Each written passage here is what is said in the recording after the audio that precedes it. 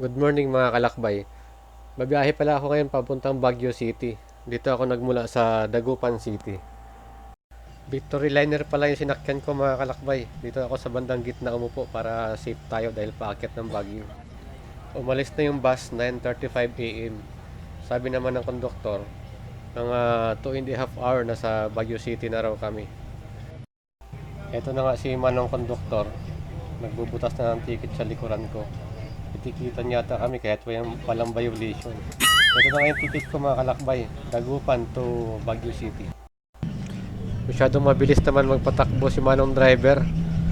Kaya bigla tuloy ako napadasal. Pero kailangan ko yun sa bawat biyahe ko.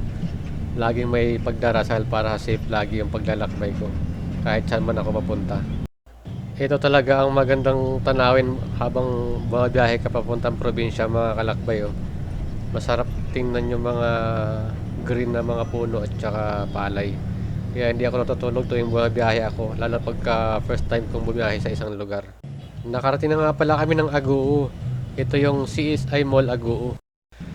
Ito, medyo mabundok ng lugar na to mga kalakbay. So tingin ko papuntang Baguio City na talaga to kasi paakyat na eh. Hirap na yung bus umahon.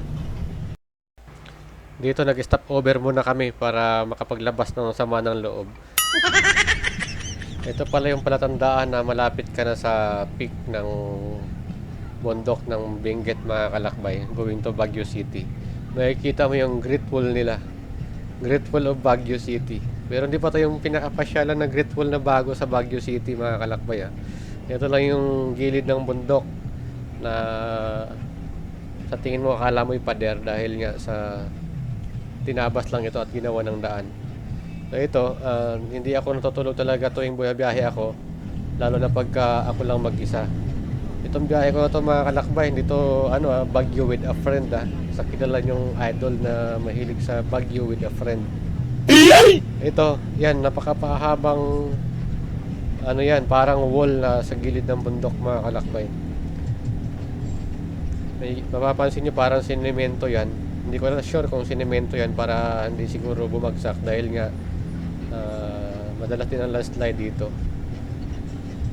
Ito, mapapansin nyo yung area na to is talagang tuktok na to ng bundok kasi halos solido na yung mga pader dyan. Makikita nyo. Ayan, tapos nag-umpisa na din yung fog dito mga kalakbay.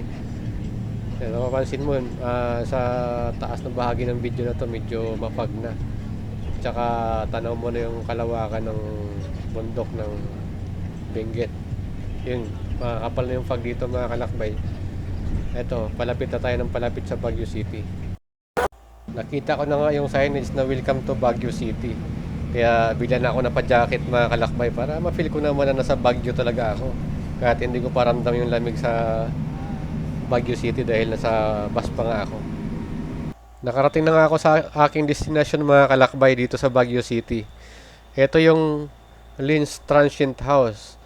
Dito ako mag-stay ngayon dahil affordable, malinis at saka bagong-bago yung mga rooms nila mga kalakbay. Abangan nyo yung sa susunod na video ko mga kalakbay dahil ibang room ang binigay sa atin ngayon dito para makita nyo naman yung ibang rooms.